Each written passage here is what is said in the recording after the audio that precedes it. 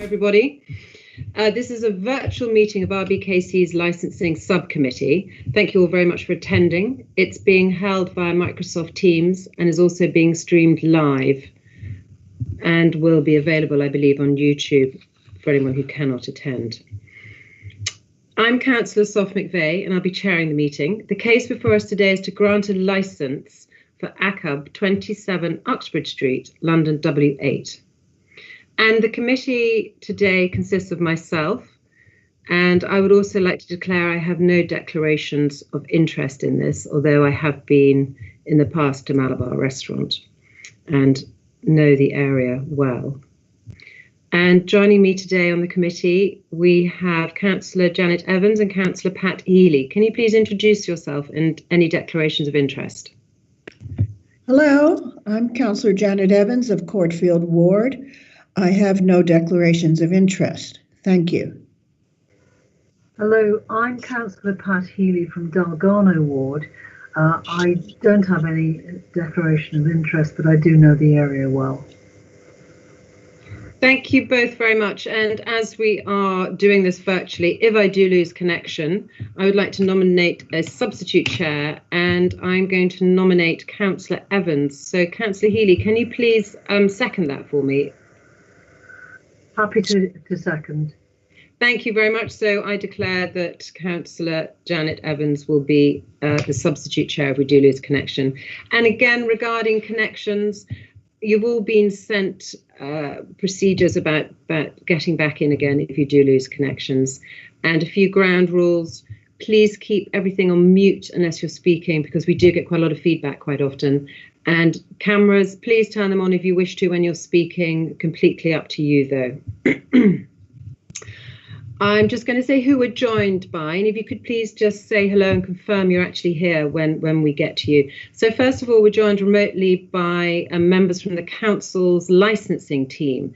There's been a few issues with connections this morning, so I'm not sure who we definitely have. I believe we have Miss McGowan and Ms. Johnson, and not sure about Mr. Phelan. If you could please let me know. Thank you. Good morning. I'm here, Laura McGann, and I believe my colleague Fiona Johnson is also online. I am here, Chairman. Good morning. Morning, thank you. And any news of Paul Phelan?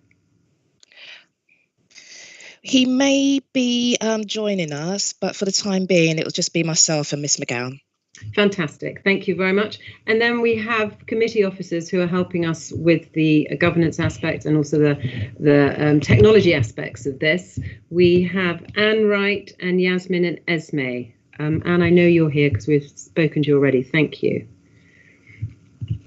And the procedure, we also have with us, before I get to the procedure, I just want to check who we also have with us. We have from the applicants team, we have Mr. Jonathan Smith. That's right, Councillor. Can you hear me okay, everyone? Fantastic, super. Thank you. And we can see you. Thank you very much. And then we have your clients. Which clients who do we have actually attending today? I've got 3 people listed. Yes, you'll have to forgive me that I've just swung the computer around because we're trying to remain socially distanced here, obviously, at the restaurant. So I've got here Daniel, who you're looking at, Daniel Chalmers, and Anil Bist as well. Good morning. Fantastic. So Anil Bist and Daniel Chalmers. We don't have Risha Bruzo or Florence Graham-Dixon, no. No, we do. I'll let them introduce themselves, councillors. They're not sat with me though. We didn't have 5 in the room. Okay, understood. Thank you. So, good morning. I'm Rasha Kuri-Bruzzo. Good morning. Good morning. Thank you. Good morning, Florence Graham-Dixon here. Morning. Thank you very much. And then we have received many objections to this hearing. But we have one objector who's with us today. I believe Mr. Simon Rowlands. Could you please confirm your attendance? Good morning. Yes, Simon Rowlands, neighbour to the ACUB restaurant. Thank you very much. And I noticed that you're speaking on behalf, I believe it was your wife who submitted the original objection. Is that correct? That's correct. Yes. Yes. Which I wrote. Thank you very much. Okay. Fantastic.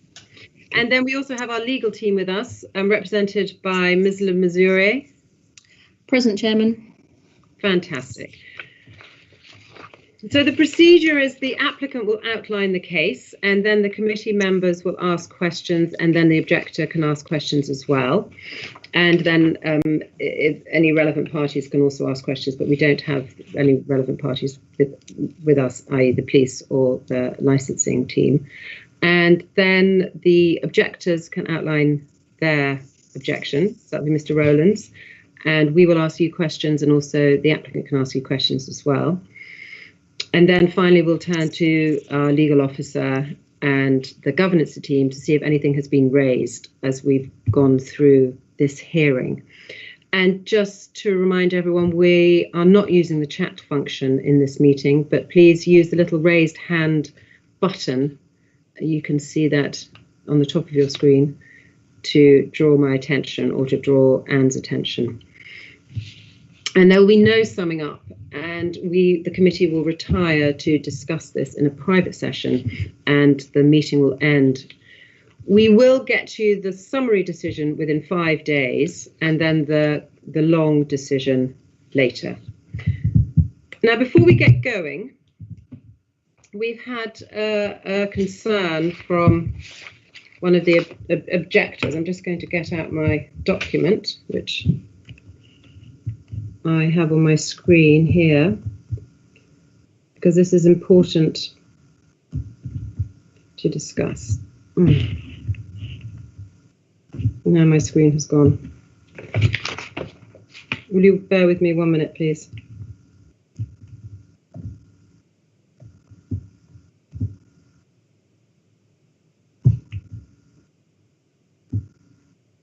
So this is regarding the late information that was sent out by our legal team yesterday. And an objector has raised a concern about this. So the information that was sent out was referring to conditions, and it was sent out by our legal team. And the document was generated to combine all the conditions that has been suggested, both by the applicant and by objectors. And so this document included conditions which the committee may or may not add, and only if the committee were minded to grant this application. And it was sent out in order to combine everything and to be a helpful document. And as most of the conditions were circulated 10 days in advance of the hearing, this document is not procedural, and we will include it and we will discuss it as the hearing goes along. It's a normal part of the process for conditions to be discussed during a hearing. It's just when it's virtual, it's much harder to go through it. So this is why we quite often put this kind of information out beforehand. So I believe that covers that, and I don't know if the legal team wants to add anything more to that. Thank you, Chairman. No, I agree. The discussion of conditions forms part of the process, and the applicant's proposed conditions form part of the main committee pack. And the additional conditions that I suggested were to address some of the objectors' concerns, but as indicated in the email, it's only if you are minded to grant, and they are sent without prejudice, and the discussion always forms part of the hearing regardless. Thank you. Thank you for clarifying. Thank you very much. So now we're going to get going. I will turn my camera and microphone off, and we will have our licensing officer please give us an outline of the application. Thank you very much. Thank you, Chair. Good morning, all. Today's application is made by Coromandel Limited for the grant of a premises licence at ACUB 27 Uxbridge Street, London W8 7TQ. The premises previously traded with a premises licence following a conversion back in 2005. However, in June of this year, it came to light that the licensee, Mr. Anthony Chalmers, had unfortunately passed away back in 2015. The Licensing Act 2003 states that a licence automatically lapses on the death of a licence holder and can only be reinstated within 28 days of the licence lapsing. For the avoidance of doubt, I can confirm that the business operator was advised of the lapsed licence on the 5th of June 2020, and the premises ceased providing licensable activities with immediate effect. The times and activities that were permitted on the lapsed licence can be found on pages 1 and 2 of today's papers. The current application for the grant of a premises licence seeks the following licensable activities and times: the sale by retail of alcohol on and off the premises, 11 a.m. until midnight Monday to Saturday, and 11 a.m. until 11:30 p.m. on Sunday. Late night refreshment, both indoors and outdoors, 11 o'clock p.m. until 30 minutes past midnight Monday to Saturday, and 11 o'clock p.m. until midnight on Sunday. The proposed opening hours for the premises are from 8 a.m. until 30 minutes past midnight Monday to Saturday, and 8 a.m. until midnight on Sunday. The applicant has also applied to permit the sale of alcohol and late night refreshment throughout the night on New Year's Eve. Several steps have been proposed to promote the licensing objectives, and a copy of these steps can be found at pages 2 to 4 of today's papers. 43 representations were initially received opposing this application. This includes an objection from Councillor Freeman of Camden Ward and 2 objections from local residents associations, namely the Hillgate Village Residents Association and the Camden Hill Residents Association. I'd just like to point out, though, that following the publication of the committee report, a request to withdraw representation was received from a Mr. Oliver Fetivo. And as such, I would ask that the committee disregard Mr. Fetivo's representation, which can be found at page 57 of the report. And I also ask that he be removed from the list of objectors, which can be found at page 107 of the report. A summary of the representations can be found on pages 4 to 8, with copies attached at Appendix D on pages 33 to 78 of the main bundle. I can confirm that this application for the grant of a premises licence did not attract any representations from a responsible authority. Council records indicate that the premises received a single noise complaint in the preceding 24-month period. A summary of this complaint can be found at Appendix E, page 79. I can also confirm that no temporary event notices were submitted in respect of this premises within the preceding 24 months. The applicant's solicitor, Mr. Jonathan Smith, requested that the licensing department pass on a letter responding to representations from objectors. I can confirm that this request was completed by email on the 7th of October 2020. And I believe this email from Mr. Smith is actually attached within the committee documentation. Thank you, and that concludes the summary of this application. I'll leave it there for now, unless there's any questions.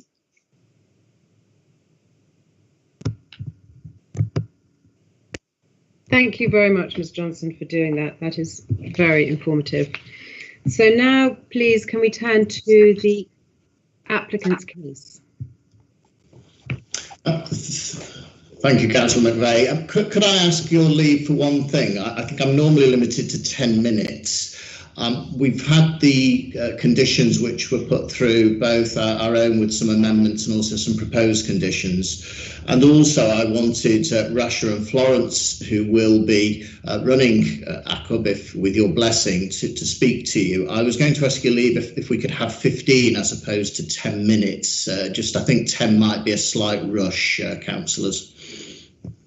I'm normally pretty flexible on time, but I'd like to stick to 10 minutes to start with, and maybe we can talk about the conditions in a separate 10 minutes or something, because I do think it's very important to be fair to the objectors. We only have one objector with us today. If we'd had a raft of objectors who were speaking for 10 minutes, that could add up to many minutes. Then I would give you an equal time. But as it is, let's try to stick to 10 minutes and see how we get on. I'm sure some of the issues will come out in the questions that you'll be Yes, it probably will, Councillor. And if we could, discuss the conditions separately, that would be very helpful. I won't touch on those initially then. So thank you very much, Councillors. And you know who I am, and I've got the directors of the applicant company with me, and you also have Rasha and Florence, who it's hoped will run ACUB, and who will have some questions. And I am going to ask them to briefly present some evidence to you as well. The background to you've got the hours, and I know, councillors, thank you very much. You've had a very helpful table prepared for you, which compares the hours that were in place previously on the licence that lapsed, and also the hours that were there or that we're applying for. So the premises licence that was there previously had an alcohol licence until midnight, Monday to Saturday, 11:30 on a Sunday, with start times that varied. 10 o'clock Monday to Saturday start time. Sorry, Monday to Friday, 10 o'clock start time, 11 o'clock on a Saturday and noon on a Sunday. The hours are the same that we're applying for the terminal hour, but the hours that we've applied for to start the sale of alcohol have changed to 11 o'clock across the board. So in other words, an hour later, Monday to Friday, same hours on Saturday, and an hour earlier on a Sunday. And we have asked for earlier opening because they may want to open for breakfast, but of course alcohol sales would not start, any licensable activities would not start until 11 o'clock. New Year's Eve we've applied for throughout the night, as indeed it was there previously on the other licence.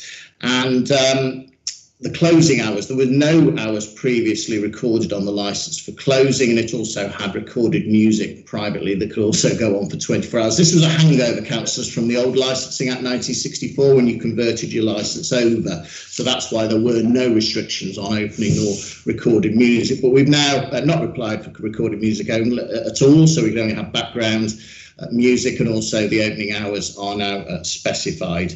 I do agree with your solicitor, and I would have mentioned this in the conditions. We do not require permission for late night refreshment for supply outdoor, because of course the condition has been offered up that no food will be sold for delivery nor collection after 2300. So that request for outdoor late night refreshment can be removed, councillors. So I'm just going to interrupt for a minute because that's an important point. Thank you, whoever's put the table on the screen. That's very helpful.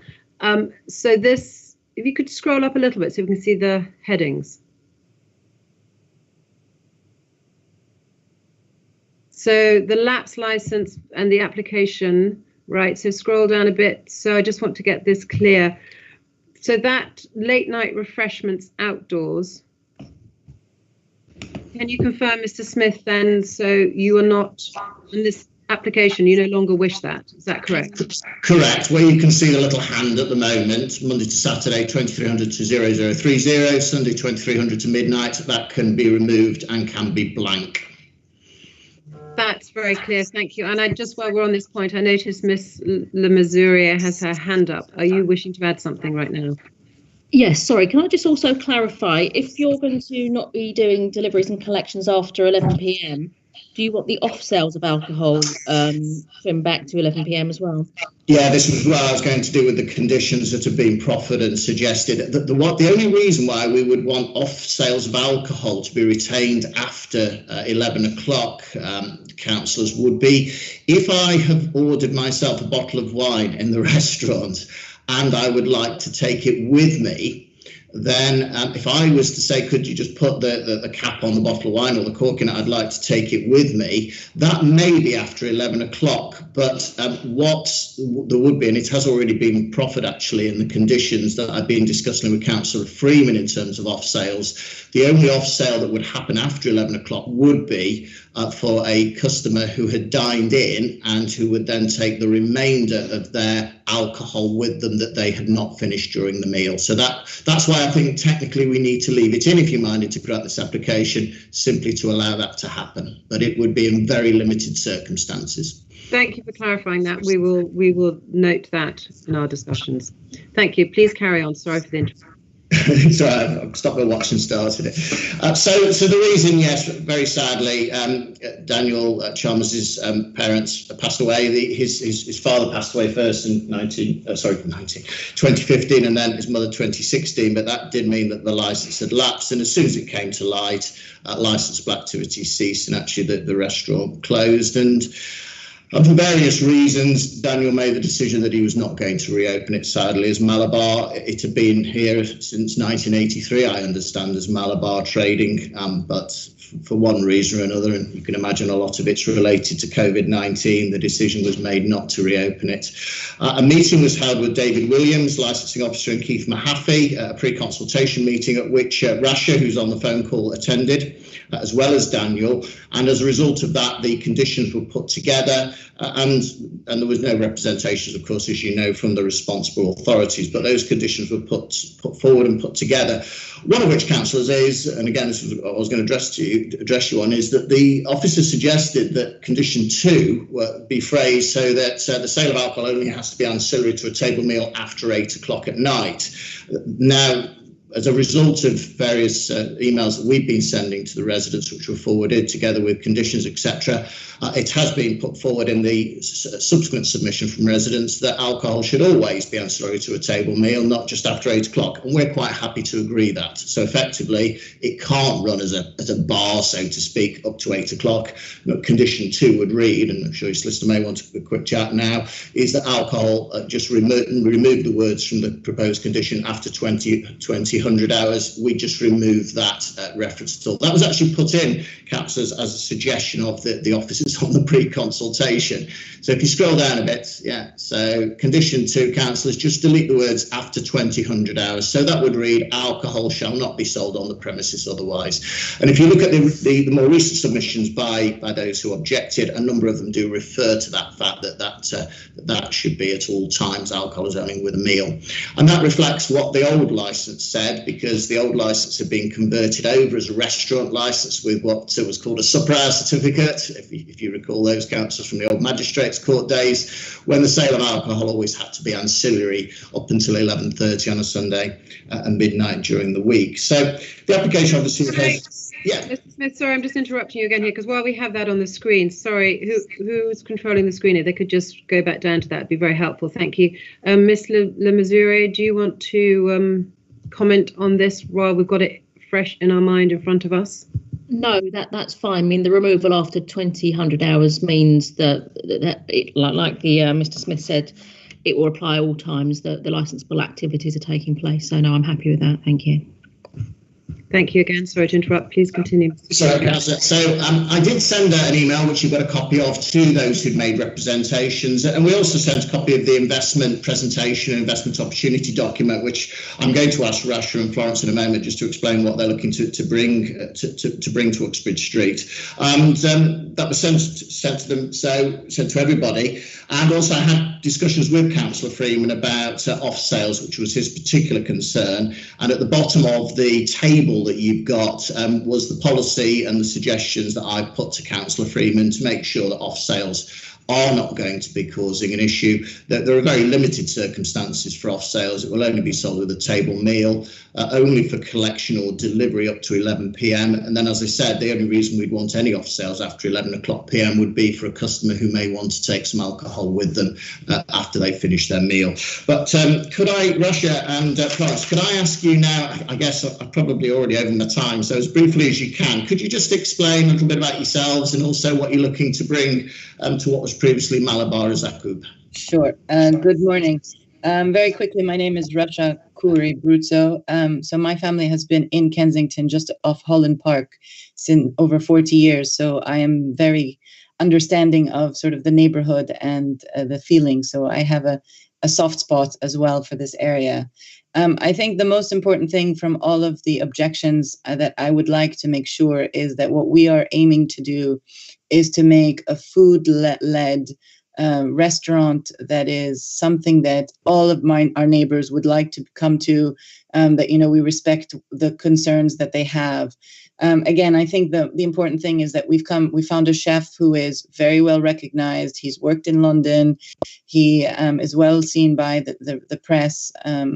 We're looking to open a quaint, small restaurant. We're not looking to have a boombox at the door and a line outside the door. This is a bookings-led, sort of cool, exciting, new flavors. You know, this will be the first inventive Palestinian restaurant in London. So it's quite an exciting step. And, you know, I've joined forces with my friend Florence, who also comes from the experience of running operations and strategy. So again, working clearly to make sure that it's a very well-run restaurant.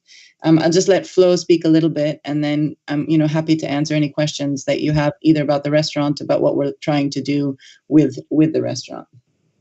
Yeah, so I've been working with Rasha on this. I have a few other projects as well at the moment with Ottolenghi, Sloane Street Deli, Blenheim Palace, and I've been working in the restaurant and kind of cultural heritage space for the last 8 years. And I'm also, being a Londoner and having studied London with the lens of restaurants, we both completely fell in love with this site, with the history of the family restaurant, and we really felt that Akub would fit in very well with the sort of place that the residents would like to dine in. And we want to be that kind of well-kept secret amongst locals, for it to be friendly, cozy, foodie. This is, as Rasha said, we're not looking to have lines down the street. Like, we're going to have reservations, and we see it as our job in the restaurant to manage our guests, and we really don't foresee having antisocial behaviour from our guests, given the type of restaurant that we are. We don't think it should provide any more disruption than what was previously there. And we really want to be something that the neighbourhood is proud of. We don't want to be a nuisance at all. And we're going to work really hard to manage that. And we've looked at all of the comments and the concerns, and we're really taking those on board. And we'll make sure that, as far as is reasonably possible, we are doing our best to make sure that everyone is happy. Because at the end of the day, the people on our street, we hope, will be some of our most loyal customers. I think that's. I don't know how we're doing on time. Thank you. Rasha, are you okay? Did you want to add anything else? Or I don't think so. I think it was just to give a flavor, or let's call it the taste of what we're trying to do. So, yes. But again, I think it's creating a food-led, local, quaint restaurant in the neighborhood. Thank you. So, Councillors, I thought it was important that you heard from Rasha and also Florence, because whilst the application is being made in the name of Coromandel, which was the previous operator and the landlord, if you were minded to grant the application, ACWA would actually be the concept that would be going in there. So I didn't want to present it in any way as Malabar, and you thought you were getting what you were getting before, because it is something different. I've got about a minute or two probably to now deal with the representation. So if I can deal as quickly as possible with them, they've been very nicely summarised for you. But there's a concern we're extending the hours. We're going to be a beacon for the Notting Hill Carnival. People are going to go there after the pub. It will take 30 to 45 minutes to disperse. Well, we're not going to be a beacon to the pubs. We are open later, or proposing to open later than the pubs. But Mazzy and Susie Trose, I'm not sure how you pronounce the second word, and also Egg Break, they have hours as well. You'll see that in the schedule. So Mazzy and Susie Trose can actually open for the sale of alcohol till midnight, Monday to Saturday, 23:30 on a Sunday. And Egg Break is licensed to midnight, 7 days a week.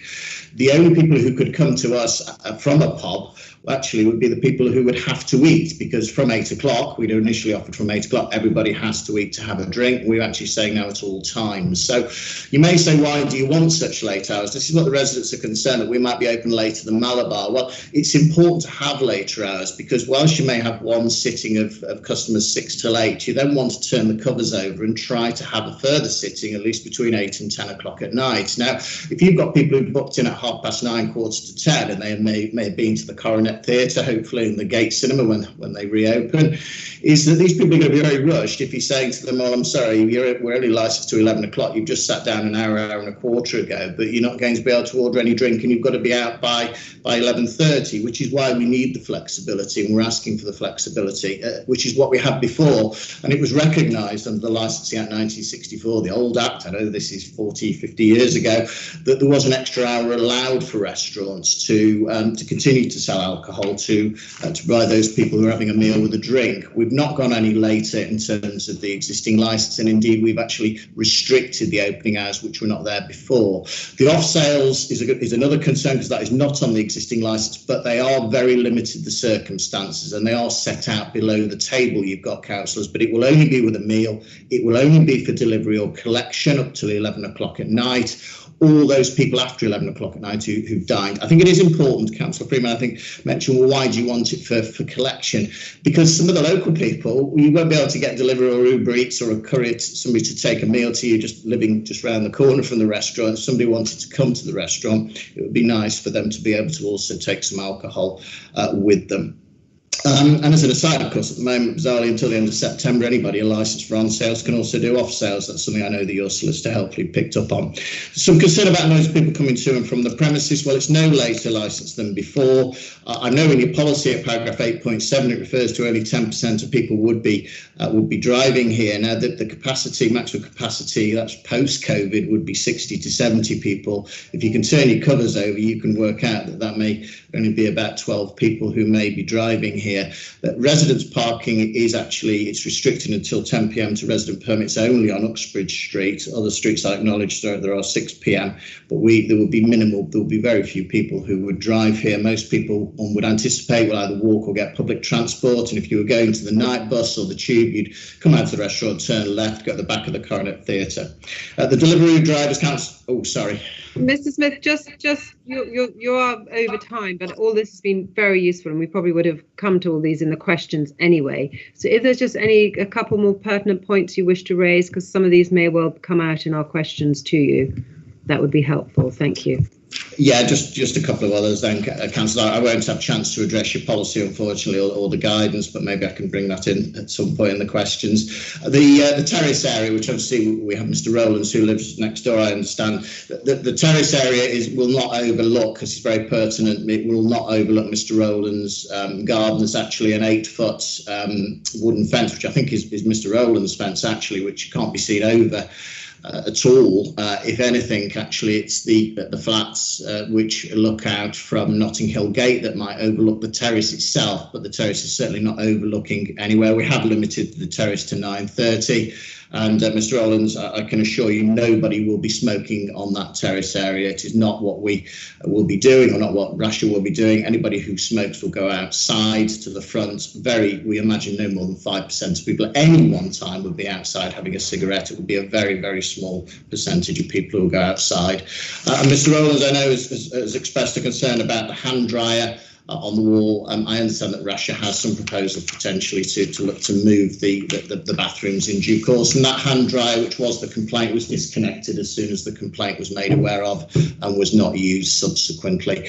Councillors, I won't be able to address your policy, other than saying that I know that you tend to not grant anything at opening later than midnight. I would ask you to consider here, this is a restaurant, pure restaurant conditions. There are other premises open till after, or can open till after midnight in the immediate area. There's still a power review, of course, which is mentioned. We did consult with the authorities, and there's been no representations from any of the authorities, which is important in the guidance. And I think what we've got here, Councillor, is there's a fear of the new, there's a fear of investment and bringing something different here, but that is only speculation and can't actually hinder, I would suggest, entrepreneurship and investment into the property. And thank you very much, Councillor, for bearing with me, because I've probably had much more than 10 minutes, so thank you very much. Thank you very much, Mr. Smith. Yes, just for the record, you did have longer than 10 minutes, but part of that was taken up by myself and the legal officer asking you questions, which is what we come to now. So we come to the questions a bit where I believe I'm satisfied about those questions we've already asked about removing if we could go back, please, to the table about the late night refreshments outdoors on the application. That's it. Thank you. So that bit in the middle, if you could hover your hand over that. So that bit there is all null and void now. So that's my question to you, please, Mr. Smith. Just to confirm again, that is null and void, that block. Councillors, I confirm that is null and void.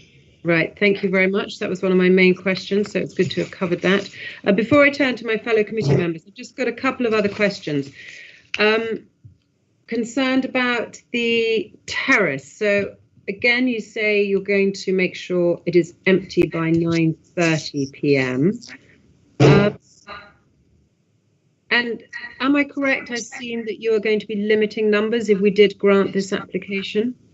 You are. I'm glad you're asking that question, because I didn't get a chance in my time to say to you, we will be more than happy to limit that to no more than 12, not 20. So we'd like to change that to 12 councillors, and it will be limited to 12 until 9:30. And this actually, again, was something that was suggested at the pre-consultation meeting with Keith and with David. And of course, I think it was largely suggested with COVID-19 in mind, councillors, that you'll appreciate that outside dining and drinking is much more popular, and indeed in many ways, as long as it's not disturbing neighbours, is encouraged.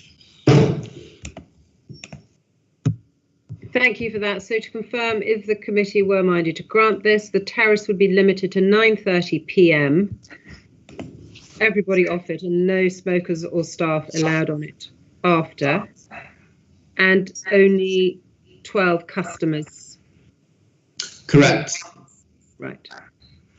Correct. Thank you very much. And yes. Then leads me on to another question I have about smoking.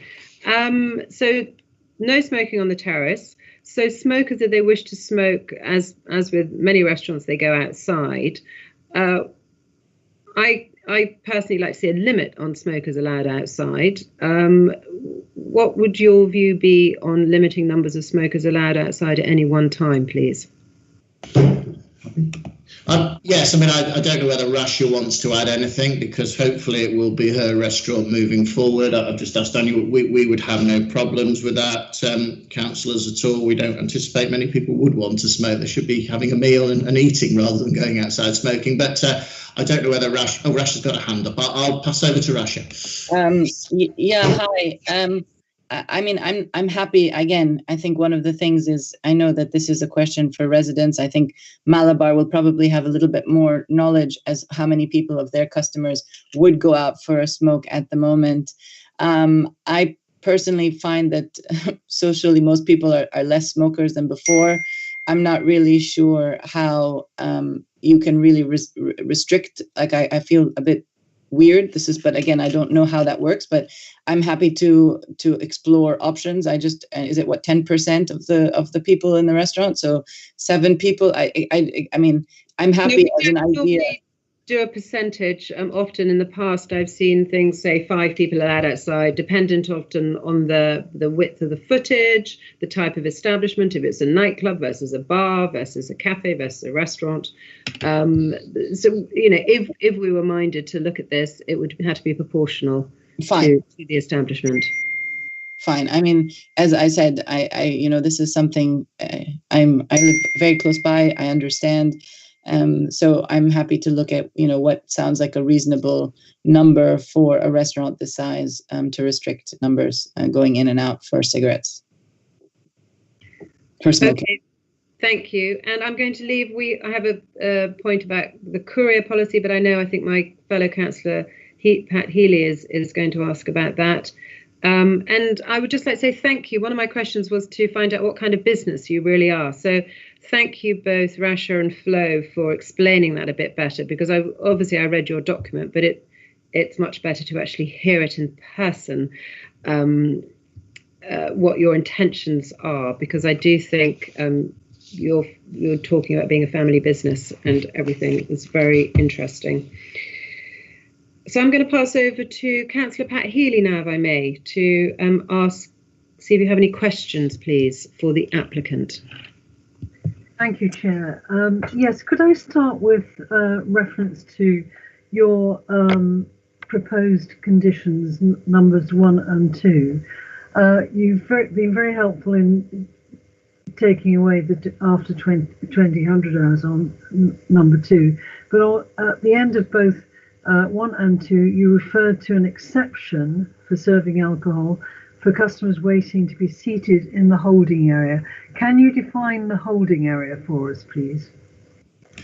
Yes, I think Rasha might be able to help me here. I think the proposal Councillor Healy, is that the holding area, and it has been asked by a number of residents, and it was one of the points that I didn't get on to say, but I thought we would get a question about it. It'll be up, the proposals will be on the upper floor, so that if you are waiting, this is simply if you're waiting for a table, that you will be shown upstairs, but you will be allowed then to sit down and have a drink whilst you're waiting for a table. But the proposal is, my understanding, Rasha, is that you would look to do that on the upper floor. But I stress again, Councillor, it is only for people who are waiting for a table. It's not unusual if the table's not quite ready or you've turned up a little bit earlier, that you're allowed to have a drink before you have your meal. Yes, indeed. How many people would you expect anyone? I guess it depends how slow some people have been at eating their meal, but the total capacity post-COVID is only about 60 or 70. So, and I think I know Russia's got a hand up, so I'll pass over to her in a minute. But I think what Russia is doing is they are doing it only by like a pre-booked. You have to go online to book, so you shouldn't be turning up early, and I don't think you'll be turning up just hoping you can get a table. But it might be better if I hand you over to Russia now, Councillor, if that's okay. Thank you. Yep. Yeah, hi. So again, this was a suggestion from the councillors when we met. I think the idea, again, one of the points is that working with Florence, who comes from an operations background, is to make sure that all these sorts of things are managed correctly. So the idea is to make sure that if we put in a holding area, that area is somewhere that is managed so that it moves smoothly within the space, and again, people coming in and out. So I think it is a nice addition to again, it will be, we are re-looking at how to put the space to make it the most efficient use of the space. But we, again, working with Flo on an operations perspective, that's one of the things we are looking at, is how to make sure that holding bar doesn't become, a holding area, sorry, doesn't become overcrowded or complicated, so that there's a continual flow of movement that is smooth within the space. So I hope that helps. Yes, it does. Thank you. Could I turn to another topic? It's really very unusual to receive the number of objections this application has engendered.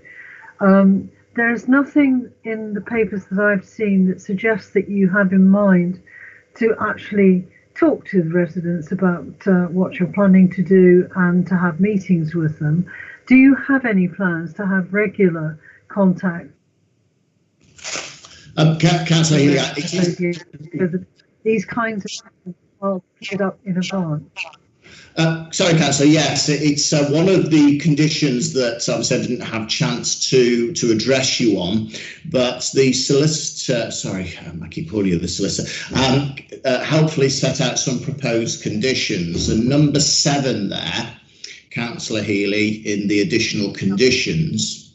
Yes. Should I just let? No, these are the additional conditions, not the ones we proffered. Yep. Go on. Shall I just let the screen find them for you, Councillor? Thank you. So condition 7 was that the licence holder or DPS will organise and accommodate meetings with local resident associations at least every 6 months. We were going to suggest, having discussed this with Rasha, that during the first 12 months of operation, it would be every 6 months, and that would be with residents associations, the two who joined the application, and also we were going to suggest, because I've been speaking to him personally, Councillor Freeman, that there would be meetings with those two resident associations and Councillor Freeman twice yearly initially, and then we'd move to yearly, assuming everything's going smoothly and everything's fine. So yes, there is that proposal, Councillor Healy, and it's in the conditions. And as I've said, that's what we'd be happy to do. Fine, thank you very much. Rasha, you've got your hand up still, Rasha. I don't know if you haven't taken it down or whether you want to add to that. Sorry, I didn't take it down. Apologies, it's down now. Okay, that's all I wanted to ask. Thank you.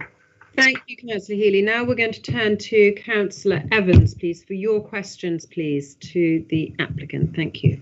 Yes, because so many of the objectors are worried about smoking, I was wondering, are you planning to just keep it to cigarettes, or are you planning to ask for shisha or anything like that, which has aromas and things like that?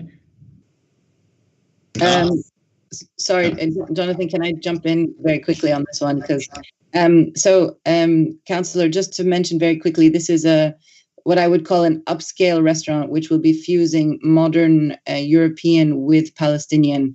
It is the essence of Palestinian food, and so you will not be having shared tabbouleh and shawarma.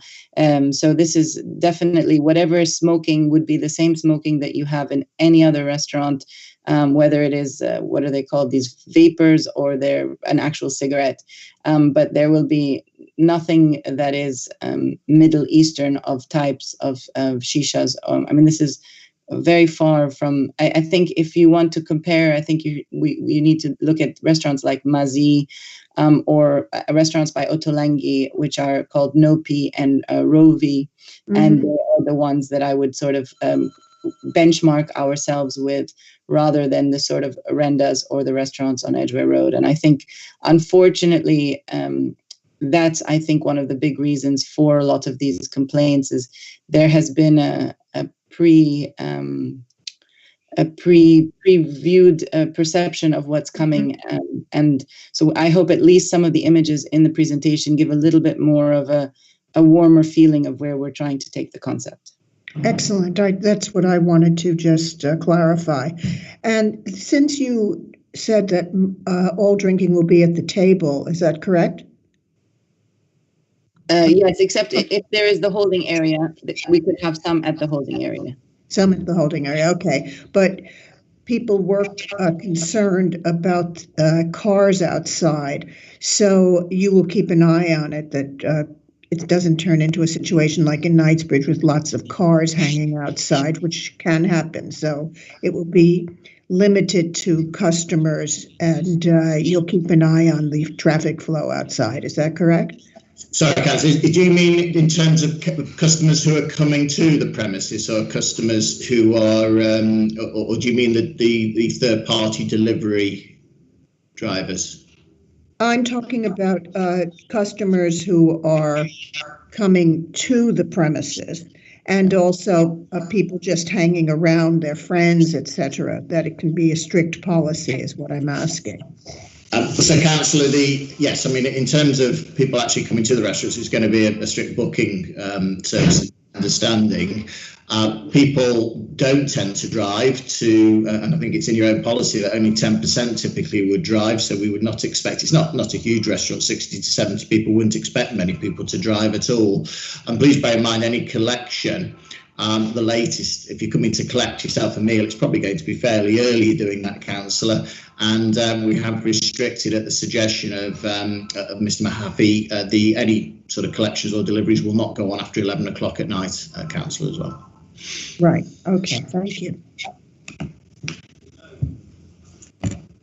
Thank you very much, Councillor Evans. Those are very interesting questions, particularly about the shisha smoking, because I do know my ward is Knightsbridge, and I know that is an issue. So thank you very much for bringing that up. I just have one final question, if I may, about couriers, because again, that has been raised significantly. And I believe, again, our legal team sent round a courier policy that the council, we always try to insist on. I don't know if we could get that up on the screen about the...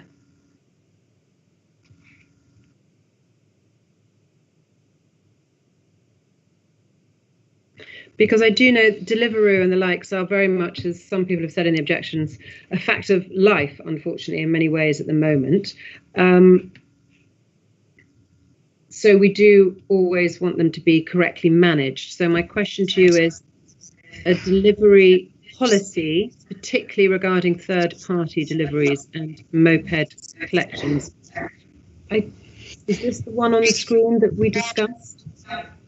Can I help you there? Shall I help you there, Councillor? That was a policy that I put together because I've been discussing it with Councillor Freeman, and in his emails to me, he suggested that we should have a policy. So with Rasha and with Daniel, I put that policy together for you, which we're happy for you to conditionalise as part of the licence. And indeed, your legal advisor has suggested a further condition 1, that this is exactly what we have.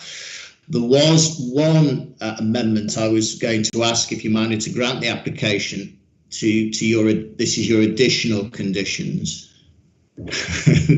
So these were the additional conditions which were put forward, and that was condition 1. If I just read it to you, councillors, if you don't mind, it's if the premises licence holder decides to operate a delivery service through the provision of a delivery courier service, then the premises licence holder shall operate a delivery policy which shall be adhered to at all times the premises are operating. And it says the policy should contain a strategy on the attendance of couriers waiting to collect food from the premises, so that they do not cause a nuisance to neighbouring residents. I think the difficulty we've got there is that because this is a third party we don't control or employ, to say that they do not cause a nuisance, we can't control something that's not under our control. So we were going to suggest that would say so that as far as possible, they do not cause a noise nuisance. It was a simple amendment to your additional condition 1, councillor, there. But yes, that policy I put forward myself, and councillors, you're right, third-party couriers, I mean, to be fair, many restaurants may have gone to the wall without these third-party companies, but I am also conscious that with bikes and motorbikes, they can bring their own issues as well. But of course, one of the points to explain, I'm sure solicitor advised you, that up to 11 o'clock at night, you don't need a licence actually for permission to do delivery of food. So a courier service could operate quite legally without a premises licence. But yes, we're happy to agree that policy at all times, councillors. I've gone on too much. I'll stop again. Okay, thank you for that. And I'll bring our legal officer in just to discuss that right now. Would you like to just comment on that, please? Yes, that's thank you, Chairman. I just wanted to ask one question in relation to holding areas. Can you just clarify if this licence were to be granted, where customers coming to collect takeaways would wait, where couriers coming to collect customers would wait? Obviously, it's only up to 11 p.m. I understand that since you've agreed that there's no takeaways after 11 p.m, there isn't an issue with collections from the basement before 11 p.m. But I just wanted clarity as to where collections would take place between customers and Deliveroo drivers, please. I can certainly advise you on the Deliveroo. We keep saying Deliveroo, third party. There are others available. If it was a third party service, then what has happened, and Malabar did this for 4 years, so this was happening anyway, councillors, and they were doing it for 4 years themselves before they shut, is that the drivers or riders went down into the basement to collect the deliveries. So there are stairs from Uxbridge Street down into the basement. So to the left of where the hand is, that's it. And then I think if you head up the plan a bit to the fire exit, through that that is a door that can be used to pass food out to, that's correct, yes, to where a delivery person may be waiting. In terms of somebody coming to collect the food, I'm probably going to have to pass over to Rasha, but I suspect the most sensible place would be just for them to wait in the holding area whilst they're waiting for their food. But I'd have to ask Rasha, and I guess also councillors with COVID-19, it may change anyway, pre and post any sort of restrictions to make sure people can wait in a safe environment. I think that's exactly, I was just going to caveat with whatever we sort of state today is the COVID rules will obviously have a part, at least for the next period. Who knows how long, but I mean, I think if the food is ready, we can, hand it to them at the door, and if not, they can come in and they can wait in the holding area, and so we can make sure that it's all managed so that there aren't extra people outside bothering the neighbors from extra noise. So again, just to recap, the delivery, third-party delivery will go downstairs. Those people who are collecting in person will come to the front door. If it's ready, they collect at the door and are on their way. Otherwise, they can come in and wait in the holding area. Thank you. And I just wanted to just relating to the further question, I believe, from Councillor Evans about parking and the ability of the restaurant to control parking. I mean, there is a limit to how much the restaurant can do. Obviously, there's separate legislation which deals with obstructive parking. So I just wanted to be clear that there is a limit to how much the restaurant can control parking outside. That's all. Thank you.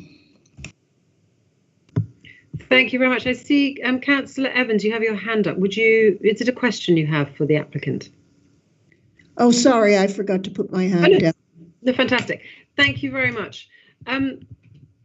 So I think the committee has definitely asked all our questions now to the applicant, and so has Lindsay Lemasuria. Have you asked your questions? Yes, thank you. We're not asking specific questions about conditions right now. Or no, anything. I accept that. I'll wait till later. Thank you. Fantastic. Thank you. So now I'm going to turn to Mr. Rowland. Would you have any questions, please, for the applicant? In a few moments' time, you'll have a chance to do your representation, which we are all waiting for. But specific questions, please, to the applicant would be great now. Thank you. Chairman, thank you. Can you hear me? Yes, very clearly. Yes, sorry. Yes.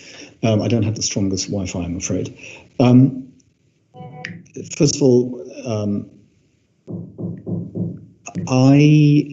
in terms of couriers, it's helpful to hear the intention and the endeavour to provide circumstances where, although not in control of couriers because they are third party, nevertheless try to shepherd and ensure that they don't create nuisance. What I can say from the reality of experience of living there is that the couriers, their behaviour was to stand on the steps leading down to the basement and smoke and chat. And it is a very, very narrow set of steps. It's a one-person width. And the steps lead up to adjacent to the neighbour's front door, our front door. And then the second practical reality was that they also stood on the pavement outside, which is a single-person width pavement. It's very narrow. So I understand the intention to create an environment, as I say, that shepherds and controls the couriers, but certainly in previous experience is that they, in my view, created nuisance. So my question is, given that reality, how do we ensure, in practical terms, when these are third-party individuals and restaurant operation, there's always pressures in different directions. How do you ensure that the terms will be kept, will be met? Okay, good question. Thank you very much. Yes, thank you, Mr. Rowlands. In terms of the drivers and what they were doing before, I mean, I'm not aware, I'm just with Daniel now and with Anil, that any complaints have been made to them. Of course, you'll be able to pass any concerns on to Rasha and her team, because they will have to, by the conditions, if it's granted, provide you with a contact number. We will also be having meetings with the residents' associations and with Councillor Freeman. So there are channels for these concerns to be passed on. However, I do appreciate that you want to make sure this isn't happening in the first place.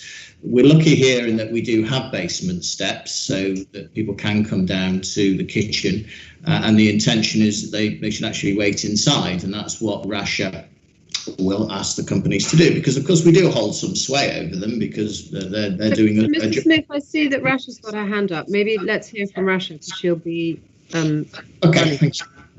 Hi, thank you. I mean, there's the Deliveroo or third-party deliveries. We can always see them sort of meeting in little places and waiting around together and having a smoke and waiting. So I know exactly what you're looking at. I think with COVID and with the changes, I think a lot of these restaurants are now having to rethink how they manage these delivery bikes and bicycles and how that works. And I think what the best way for us to do it is, if you are feeling annoyed or frustrated, please just knock on the door. We will try and endeavor to make sure that the nuisance is left to the minimum. Again, as we all know, these are third party and each one is a different driver. It's not usually the same one. So there's no real system that gets into place where you say, okay, every one of these drivers is the same and we get used to them. So that's a little bit of the difficulty. But again, as you said, it's a small street. With COVID and with the way the world has moved, delivery and food taken home has become a big part. So I think it will remain an important part of the business. And so I think we just have to find a way to make sure that the residents feel not bothered, but also that we're able to do that. Right. Thank you. And the important difference, if the committee did grant this license, that it is now a proper condition on the license to have a proportionate and manageable courier policy, Mr. Rowlands, which was not on the license before. So I think it is in the operator's best interest to ensure that they are well managed, is my understanding. Otherwise, then their license could be in peril. So, Mr. Rowlands, any more questions? Remember, in a few minutes' time, we are coming to your representation. Yes, if I may just respond, am I allowed to respond, or do I? No, it's a question right now. In your it is a question. Okay, all right. To be honest, we could talk about couriers for a couple of hours, probably. I mean, unfortunately, it is an issue all through the borough. Yes. So this is why we're very keen that any operators fully engage with residents about this, and also have a proper delivery policy on their conditions. So please, another question for the applicant would be fantastic. Thank you. Okay, well, I won't present any more questions at this point. I will wait until I make my representation. Okay, but well, in fact, you're up next. So if you would like to make your representation now, and before you start, I would just like to again make a comment for the record that the committee have read every single one of the objections, the 43 received. Every word has been read, and we take it very seriously. As Councillor Healy said, it has generated a very large number of objections, and maybe some of the objectors are listening in right now and didn't feel they wanted to speak, and we always understand that and respect that, and that we appreciate you, Mr. Rowlands, coming to speak for your objection. But I do just want to make it clear that we are taking all the objections very seriously, and that's why we ask so many questions to the applicant as well. So thank you, Mr. Rowlands, please, over to you. Thank you very much for attending. Really appreciate it. Thank you, Chairman. Perhaps I should say at the outset, I'm neither a lawyer nor have I previously attended a planning hearing, so apologies in advance if I make a procedural misstep.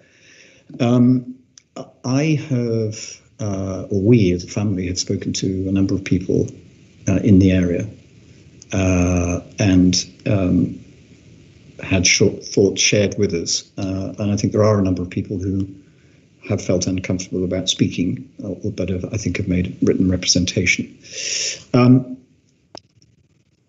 If I may say at the outset, we have no objection to a restaurant being there. By definition, when we moved in 2014 to next door, we recognised it was a restaurant, and that was taken into our consideration. So it's not, our objective is not to try and resist a restaurant being open next door. Our son, who lives there, he's just qualified as a police officer, so he's a frontline worker, and so sleep and time of opening is a concern for us, and I think for a lot of people. And I think the overall point I would like to make about this application is that what it reads as is an endeavour to transform the intensity of operation of the premises considerably, we believe to be considerably beyond what was practiced by Malabar.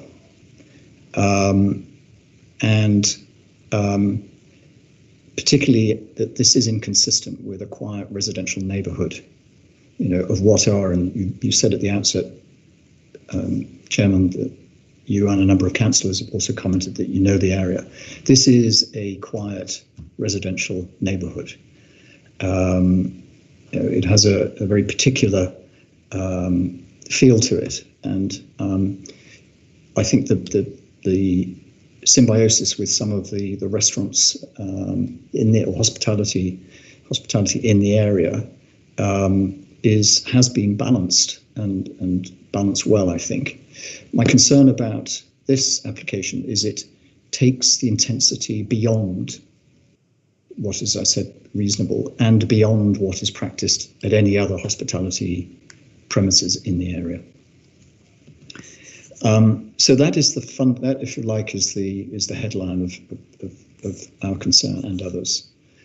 And for that reason, so I'm not a lawyer, but I think it does fall under it does breach the boundaries of what we consider to be non-public nuisance, if I put it that way, for the neighbourhood. So what do I mean by increased intensity? I think there are three areas. The first, which is probably the most material, is a significant extension of hours of operation from Malabar's own operation previously.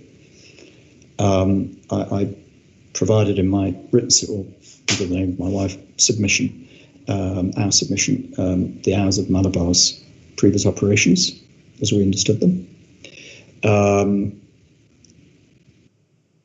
The second point is the extension of the use of facilities in the back garden. That they were not used previously. And then thirdly, the introduction of this courier delivery service, which we have discussed.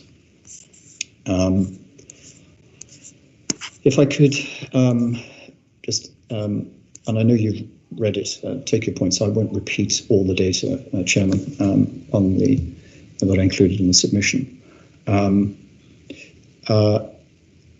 I did list in my submission the closing hours for all the hospitality offerings elsewhere in the neighbourhood, and nowhere else is open beyond 11 o'clock. Nowhere else in the neighbourhood. And the proposal here is to stay open until 12:30, 6 nights a week. That is, I think, captures the intensity point that I'm making. Then on top of that, I mean, beyond closing at 12:30, we'll have the sound of the clinking of glasses and bottles as things are tidied up and put away, which is a fact of life and a necessary fact of life. So the likelihood is that it's going to be 1 o'clock every morning and possibly beyond before the premises finally fall silent for those that wish to sleep. And then in addition, the deliveries will begin from 7 o'clock in the morning, or at least under the application, from 7 o'clock in the morning of fresh food. That leaves us with a very tight window to capture uninterrupted sleep as neighbours. And I did include in the application reference to the National Institute of Health and Care Excellence, NICE, which is, for those who don't know, is run by Public Health England, who quote that getting less than 6 hours of sleep could double or even triple the risk of dying from heart disease or cancer. there is a health issue if one can't sleep. We all know that. And there are multiple references to this in healthcare reports. This is an example of my, back to the headline, that the intensity of operation is going to disturb, and I think is unreasonable in a residential area. If this application was being made for a premises probably 150 meters away, but on the high street, I could understand these requests.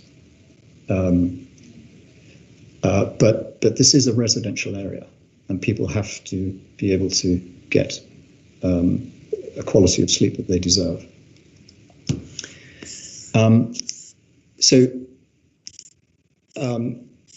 The intensity of time running of the premises relative to other premises in the area, and the tightest of windows to have uninterrupted sleep, I think is a public nuisance and fundamentally unfair on the neighbours. The second point regarding the rear of the premises and opening up for what is the garden, effectively. This area is overlooked by a number of flats, and I've spoken to several. You have to go round to the main street to Notting Hill Gate, and I've spoken to a number of them to alert them and to talk to them about this, and they have real concerns because they do overlook. They will overlook, rather than being overlooked, they will overlook the new first floor terrace, and the noise for them, I think, is a key consideration. Limiting the numbers, as referred before, to 12 from 20 and to 9:30, no later than 9:30, is obviously a help in the systems, but it is another example of just the intensity of the premises, the dial being turned up considerably. And again, would argue that this is another example of public nuisance for a residential area. And then the third area is the courier bikes, the delivery bikes. I don't want to repeat what's been said before. I do consider this has become a fact of life, but it is also a change in behaviour of our of the restaurants, of hospitality society. It is a change of behaviour that we do all have to come to terms with and embrace. But I would say to the committee that, again, we are in a residential area. When the licence was last granted many years ago, this dynamic did not exist. Couriers arriving to take food away, if it did exist at all, was very minor. It's now fundamentally different, and I think for Mr. Smith to refer to precedent to support the application, the precedent of the previous application, I think one has to also reflect on the change of nature of the environment in considering those precedents. And I think this is a key area. I don't think the precedent of the granting previously can stand alone. I think it has to be considered in the light of the new environment.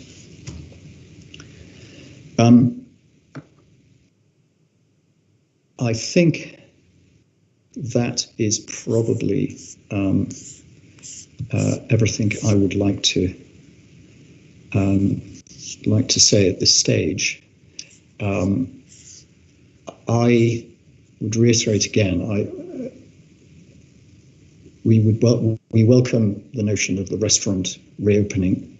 Malabar was operated well in our view, as a neighbour, and there are any minor concerns. Perhaps if I just make a passing point, Mr. Smith, I mean, the fact that we didn't complain about people standing on the steps, smoking and chatting immediately next door to our front door, I don't think I should be damned, or we should be damned for that, for trying to accommodate and be flexible on them. But it was becoming an increasing problem. That is the reality of being on the ground, rather than distant and reviewing this as an intellectual exercise. Thank you, Mr. Rowland. So I'll stop there. Thank you. No, I appreciate that. Your time's up, but I was going to let you obviously carry on because I was about to stop. So thank you, Chairman. Thank you very much, and really appreciate you coming to speak at this, and acknowledge that you said you're not a solicitor or anything. So it is very, very important to hear residents' voices in these hearings. So I appreciate you coming, and thank you very much. Thank you. I will ask you just a couple of questions about what you've just said, and also your representation you emailed, you sent to the council. A general comment, I think, which I've noticed in a majority of the hello, nice to see you. Yes, I wasn't sure if I was going to lose connection, so I left it off. Yeah, no, don't worry. Yes. Which I really appreciate, actually, is the reasonableness of so many of the residents, and this goes to your point, what you just said just now about not always bringing noise and nuisance, and so many objections have said they really liked Malabar, they liked a family-run restaurant, a neighbourhood restaurant. People have said about enjoying birthdays and family events there. And again, you say just now, you said not to resist a restaurant. So I think that's a very reasonable response. Thank you. But the intensity is your issue. So have you heard anything today from the applicant, and particularly the people who'll be running it? Because I completely understand anything new. When we all knew Malabar, but anything new is quite scary, frankly. Have you heard anything today that may reassure you about this intensity or the new type of operation that may be there if we grant it? It's a very good question. I think the tone of Rasha and Florence's representation, I appreciated, one of constructive and trying to work constructively with neighbours. At the same time, there is a substance point. If the restaurant is being run till 12:30 every night, 6 days a week, the tone becomes it's a helpful start, but it becomes, the substance is that the intensity is there. It may be intensity with a smile, but it's intensity and disruptive, particularly for sleep. I think my number one concern is just the ability of neighbours to sleep well at night in their homes. It's a very basic concern, but that is my number one concern. Understood. Okay, thank you. And I'm just going to turn to fellow committee members in a moment if they have any questions for you, if that's all right. Sorry, we're having to direct all the questions at you, even though you're only one of many objectors. My view on the intensity, though, I suppose I see Rasha's hand coming up. Maybe we'll just turn to her in a moment, or maybe actually Rasha, we'll give you a moment to come back on that in a minute, because I just want to kind of make sure I stick to the correct procedure. And you say also, Mr. Rowlands, about residential area. I mean, all our borough, we live in many places very much cheek by jowl with restaurants, with shops, and the changing nature of our high street is in flux at the moment. So again, I suppose, as you said, you knew you were buying next to a restaurant. Yes. And what is your view about that and about the hours then? My view is that this has to be a commercial operation. It has to stack up financially for those that are operating and investing in the shareholders in it, and the management. But when I look at all the other hospitality operations in the area, they close at 11. And that is, I suppose, my number one request, is that this establishment, as do with others, and these are by definition putting COVID to one side, because I think we're in a window of intense difficulty. But this planning goes beyond COVID. These operations in the area, by definition, are financially viable. They are working for the shareholders and the management of those enterprises. And therefore, in supporting the notion that a coup needs to be financially viable, I believe the precedent of others in the area suggests that it is possible, and to close at 11. And that would be I'm just going to interrupt you for a moment, because I do think we need to clarify this. Because on this, could we get on the screen, please? Who's controlling the screen? This, the hours, because this has come up, and we really need to, as a committee, get this clear in our minds. Thank you. I see many things on this. Obviously, some of them are Notting Hill Gate, which I accept Mr. Rowlands was talking about separately. But if we look at the Hillgate Street ones and the Farm Street ones, a lot of these here I see, maybe this is a question for licensing. The hours, if you go back to the very top of it, you'll see on Saturday night, the third column in from the end. So I'm pointing at the screen, which doesn't help anybody. You see 11 o'clock, 11:30. You see midnight, 11, 12:30, midnight, 12:30, 11, 11:30, and then the next page. So there are quite a few that are beyond 2,300 hours. So I think whether they're operating up that, maybe they find they have those hours and they don't need them because it's residents who come and residents who want to be home in bed by then. Yes. But they do have the hours. That is what we must be very clear about. The hours in the area are there, but they may well discover they don't use them because it's. Well, okay. We've taken the hour. We've meticulously recorded the hours from the websites of each of these, and so there is a difference. So your point. I take your point that nevertheless the licensing goes beyond the hours that they utilize. Again, why we have to go to 30 minutes past midnight is still, in my view, an unanswered question. Given where they are elsewhere. Yeah, no, understood. I think that's to do with they always have a drinking up thing. So these are the hours of alcohol sales, and then they have a drinking up thing. But I am going to bring Rasha in here because I think this is quite an important point. To discuss. Thank you, Councillor. I think, again, coming back to what we're saying is that we are a neighbourhood restaurant and we are taking our neighbours in consideration. I think the idea is, one, looking at the other restaurants in exactly the same area. These are the licensing hours for alcohol and late night refreshments. This is not their operating hours.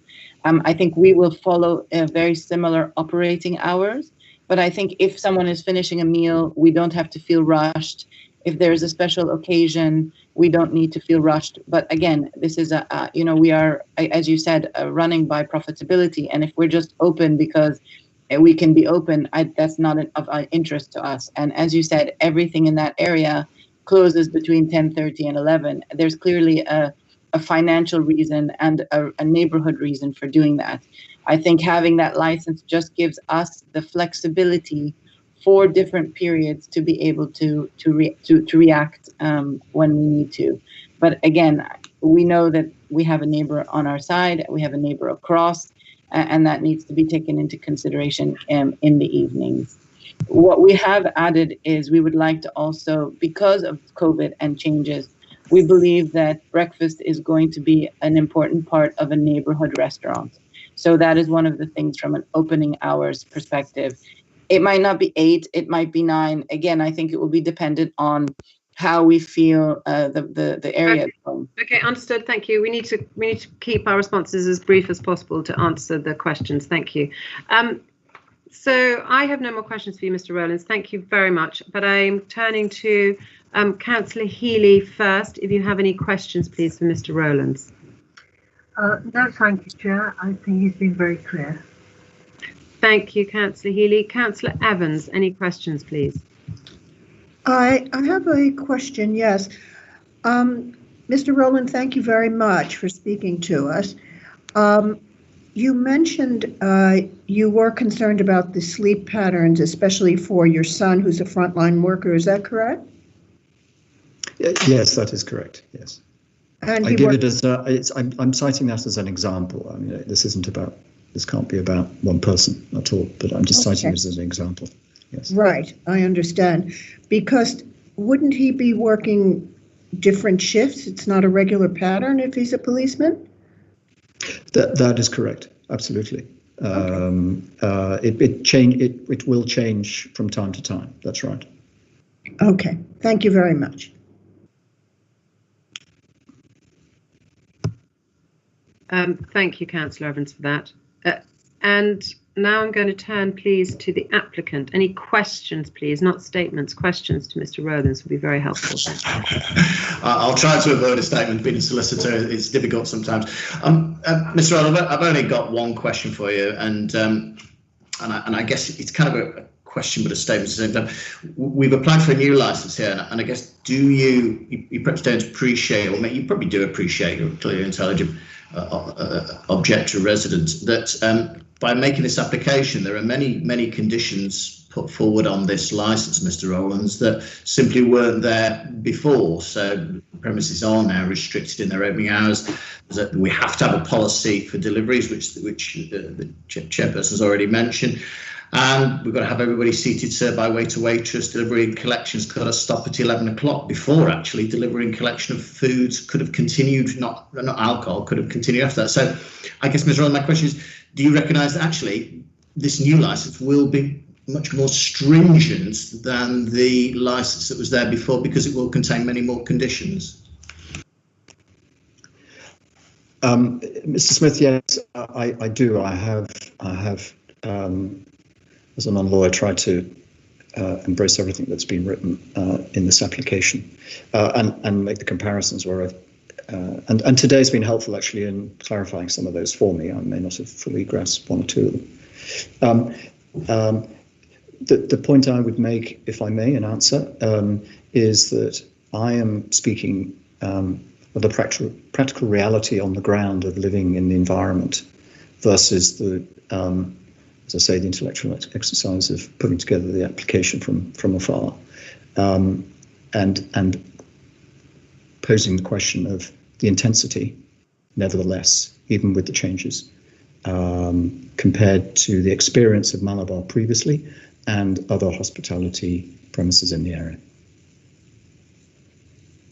Just on that intensity point, Mr. Rowlands, I guess the other question I have then is I guess you recognise, I'm sure councils recognise, it's a shame. It'd be a shame if nobody could ever invest or do something different with the premises, because it becomes different and people may want to go there. I mean, Malabar, I think, was struggling in the latter years, but surely it's how that intensity or those customers then managed by Rasha and Florence. And I felt it was important there on this call to be part of this and to hear your concerns. So I hope you welcome that, Mr. Rowlands, that they're here and that they've now heard exactly what you've got to say as their neighbour. I guess that's a question and a statement. So I'm sorry, councillors, but anyway, just to say that. Thank you.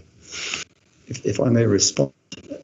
Yes, please do. Yeah. With an answer, Mr. Smith, I have no objection to progress and change, and I referred to change in my own comments. But change has to be managed, and as I said before, if the outcome is we move into a level of intensity, albeit with a smiling face, but an intensity that makes it, in my view, a level of public nuisance, then that is simply unfair. Okay, I'm going to jump in here. Thank you very much for that. And I just listening to this, and because Mr. Rowlands is such an immediate neighbour, I would like to make a suggestion, if Mr. Rowlands was amenable to it, and if the licence were granted, that a conversation happened between Rasha and Mr. Rowlands about management and about issues, because in my experience in this role, it's all down to an individual operator and how well they operate a premises. And as we all know, in the area, Malabar was incredibly popular many years ago, probably Mr. Rowlands before you moved into the area, before 2014. And I think the intensity was probably quite intense there then. And then, as Mr. Smith implied, it was not so popular recently. But so that would be my suggestion, Mr. Rowlands. And I don't know if the committee were minded to, if that was something you would appreciate or not.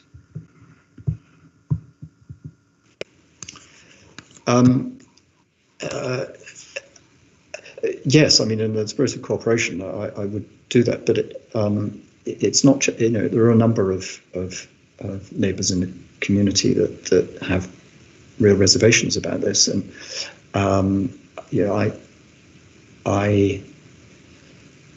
not sure that a discussion with me structurally deals with the community. Yes, understood. I suppose it's because you're the one on the call right now, so that's what I'm suggesting, and I do appreciate that. And and there are people who live diagonally opposite and the other side and everything who are immediately close as well. So perhaps that's more appropriate for one of the measures discussed earlier about residents communicating together with the RAs. Again, this is all dependent on what the committee decides. But I understand what you're saying. Yes. Okay. I have to say, I mean, the question, I don't want to speak out of turn, but the question suggests that there is a mood to grant rather than not grant. No, not at all, because I haven't. We haven't discussed this with my committee members because we retire to discuss it. But we have to get all the facts on the table, including kind of how amenable people might be to discussions, how amenable the application might be, all everything on the table. Because once we close this meeting, we can't kind of come back and say, oh, well, one more thing, would this be okay if this happened or this happened? So it has to all be kind of hashed out now to some extent, whether anything is actually agreed or not. Okay, well, the answer is I would be prepared to have conversations if asked. Yeah. Okay. Thank you. I have finished any questions, and I'm just going to see if either licensing officers or our legal officers has any questions for you, Mr. Rowland, before we come back to anything else. No questions from me, Chairman. Just when we go on to the conditions, that's all I need to do now. And no questions from licensing. Thank you. So now we're going to go on to, we will actually now come to you, Lindsay, if we may, about conditions. Now, again, I need to just preface this next section of this hearing with the fact that these are conditions which we have to discuss now if the committee was minded to grant it. It doesn't mean the committee is going to grant it, but it's the only way we can get the applicant to discuss this now. So if I can just make sure everyone understands that, because that really is quite an important point. Thank you. So Lindsay, over to you, please. Thank you, Chairman. Okay, so I just wanted to clarify, and I think you've already said it several times, that late night refreshment outdoors has been removed from the application. Can you confirm that, please, Mr. Smith? I confirm that. Okay. And in terms of alcohol off sales, you still want the timings that you have requested in your application for the reasons you explained earlier. Is that correct? Yes, but I guess save for after the 2300, it would just be people taking a drink with them that they have bought with a meal. Assuming you managed to grant a licence after 11 o'clock, council. Okay, just for persons dining in. Okay, thank you. Right, can we turn to the conditions, please? I'd be grateful if they could be popped on the screen, please. The ones that were distributed yesterday, please. Lindsay, could I just clarify one other thing, that we were removing the after 2000 from our condition 2 as well? Yes, I'm going to come to that. I was just waiting for the go to the screen. Thank you. Right, so I'm just going to briefly run through the conditions. Obviously, conditions 1 to 23 are what you proposed, and I've added in some amendments in red. So can you go up to number 1, please? Screen back up. Are you happy with my red wording in condition 1? Yes, I am. Thank you. Condition 2, we're removing the words after 2200 hours, but the rest of the condition remains. Correct. I'm just going to run through the conditions. Can you just confirm 3, are you happy? I am. 4, 5, 6, they're your conditions. Yeah. Turning to number 7, I've just changed to alcoholic. Are you happy with that amendment? I am. 8 was your condition. 9, are you happy with the red wording? I am. 10, 11 and 12 and 13 were your conditions. 14, I think we were going to limit it to 12 customers and staff on the terrace. I think it's just customers, actually. Just 12. It was just 12 customers. So that's number 16, I think, Lindsay. No more than 20 would become 12. Oh, right. Okay. Yeah. Sorry. 16. Okay. Fine. Number 15, there won't be late night refreshment off the premises, so to speak, after 23. So delivery collection would cease at 2300 hours, not after. Correct, yes, at 2300. Okay, 16, we've just discussed about no more than 12 customers to be in the outside seating area. 17 to 22 are your proposed conditions. Obviously, it's up to the councillors to consider timings. 23, are you okay with the additional wording? I'm more than happy. Right, turning to the other conditions which I proposed. I'm sorry, can I just jump in here? Can you scroll the screen up 1 second again? That condition 22, deliveries to the premises shall not take place between 11:30. Deliveries, right. Okay. Right, okay. Carry on. Chairman, are you happy for me to skim through ones which have been not amended? Fine, yes. Okay. Yes. Right, turning to the conditions that I proposed in Roman numerals. Number 1. Are you happy with this condition? Obviously, you wanted the words as far as possible inserted. Yeah, so after the word to collect food from the premises, so that they do not, so far as possible, cause nuisance to the neighbouring residents. I think sort of put our hand on our heart and say that people who are third parties, we can guarantee that would be in breach of that as a condition, of course, councillors. But so far as possible, I would ask that you add those words. Okay. And one thing I just wanted to check was we might, in terms of an additional condition, obviously this policy will be something you submit to licensing and it's not something that's approved by licensing. So would you be happy to have an additional condition specifying the holding area being in the restaurant? Oh yes, I think the holding area would be in the restaurant. Yes, I suppose. Yes, we don't have the holding area on the pavement, is what you're saying. Yes, I'm sure that's fine. I'm sure Rash will stick a hand up if that's not fine. But yes, the holding area to be inside the restaurant for I just wanted to just dot the I's and cross the T's so there wasn't any blurry area. Yeah, that's fine, Lindsay. I think we're going to probably not add condition 2 in because obviously you're not asking for music and you're allowed to have incidental music anyway, so please disregard Roman numeral 2.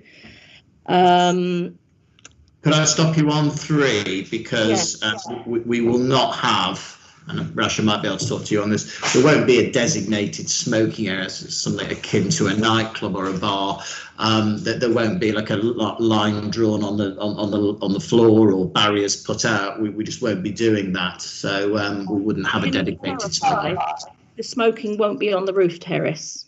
No, there will be no smoking on the roof terrace. So I can add that into the condition. So no smoking on terrace. Okay. And then obviously we can add a smoking condition about limiting smoking outside, but obviously you won't have a designated plan, is what you're saying. That's correct. Okay, so just jot that down. So smoking outside only condition. Okay. Are you happy with the Roman numeral 4? Yes. Roman numeral 5? Yes. Roman numeral 6? Yes. And turning to Roman numeral 7, I think you said that for the first 12 months, there will be 6 monthly meetings. Yes. And then you would like the following year to be yearly meetings. Yeah. Yes, ideally. I mean, we're confident there's not going to be any issues. And you said that the meetings will take place with the residents' associations and the ward councillors, or just Councillor Freeman? There are a number of them, and it's probably difficult to name a single ward councillor because I've been speaking to Councillor Freeman. That's all. I just mentioned him because I have had conversations with him. That you may want to put a ward councillor perhaps in there rather than. I don't think we should name anybody. Well, I don't think it's a matter of naming. I think I was just going to put ward councillors. I don't know how many ward councillors there are. A ward councillor. Safer just to put ward councillors, so you're not excluding any. And what about residents? Well, residents. Well, I think the problem is we'd have to invite 43 residents, wouldn't we? I guess that was the point. It could become a very big meeting, and I would have thought the resident association, the councillors, could take the feedback from the residents. Okay, well, I'll leave that to the councillors to decide whether to include residents or not. It was to make it manageable, Lindsay. Really. Okay, turning to 8. That was what you suggested in your subsequent email. Are you happy with that? It's slightly different, Lindsay. It's very slightly different. I'm sorry. It's simply that all sales of alcohol consumption off the premises, certainly before 11 o'clock, they would be sealed. My actual condition said closed because, and I'm being very technical here, if you'd had a bottle of wine and you'd opened it, and then you put the cork back in or you put the screw top back on, technically it wouldn't be sealed. So I think it probably should say that all sales of alcohol for consumption off the premises pre-2300 for collection or delivery will be in a sealed containers, but post-2300 where removed by a customer who'd been at the restaurant, it would be in a closed container. I'm just worried about this word sealed because you've broken the seal. Can you just run that past me again? I just want to jot that down. Sorry, it's slightly technical, and I guess I'm being very solicitory-ish here, is that once you'd open a bottle of wine that's been drunk in the restaurant, either the cork or you've broken the seal, perhaps on a wine bottle, that it's no longer sealed. So we would be quite happy that it would be a sealed container where it's for collection or delivery, which has to be before 2300, but any alcohol which is taken by a customer who's eaten in the restaurant, then technically it will no longer be sealed because they will have opened it. So it would be closed, a closed container. What we don't want is, and sure you don't want, people leaving the restaurant with a pint glass or a bottle of Peroni open. They wouldn't do that. It will be a closed container. It's slightly tricky, Lindsay, and I'm being a bit pedantic possibly, but you and I are solicitors. Fine, okay, so sealed for deliveries and collections before 11 p.m, closed for customers in the restaurant who obviously previously opened a bottle of wine and are taking it away with them, basically. Correct, Lindsay, yes. Okay, number 9, that was, I think you suggested that, sales of alcohol consumption ancillary, that's fine. Well, I guess the only proviso there is it will be ancillary pre-2300 to a takeaway meal, but somebody who's eaten in the restaurant who's then taken it with them, they won't have had a takeaway, they'll have eaten in, won't they? So for a customer who's removing some alcohol from the restaurant, that will be ancillary to a table meal, not a takeaway meal. Okay, sales of alcohol for consumption off the premises should only be supplied with an ancillary to a... Well, you just say a meal. I guess you just say a meal. The problem would be that the customer who is taking the wine from the restaurant after well, at all at any time. They won't have had a takeaway. They'll have eaten in the restaurant. Gotcha. Okay, we'll consider that. And then finally, there was just a rubbish condition, which I just added for. Happy. Yeah, you're happy with that? Okay. I am. Thank you. I don't think we've already dealt with about smoking on the roof terrace. I think we've dealt with numbers for condition 14. I think that's it from me. Thank you, Chair. Sorry, my camera slipped. Thank you very much for that. Sorry, I was trying to read the small print on the screen as we were going down. Thank you. So now I'm going to turn to our governance officers, please. Anne, has there been anything that's happened during the hearing that you need to draw our attention to? Nothing from me, Chairman. Thank you very much. Thank you. And now to our licensing officers. Fiona and Laura, anything that you want to draw our attention to, please? No, Chair. Okay. Well, that brings us to the end of our hearing. Thank you all very much for attending. And the committee now is going to retire and consider all the information we've heard today, plus obviously all the information in the substantial pack that we have had and all the other documents as well. And we will make our decision, and that will be sent to all parties. A summary will be sent to all parties within 5 working days of today's decision, and then a full decision to follow later. So thank you all very much for attending. This hearing is now closed. Thank you. Thank you very much. Thank you very much. Thank you. Thank you.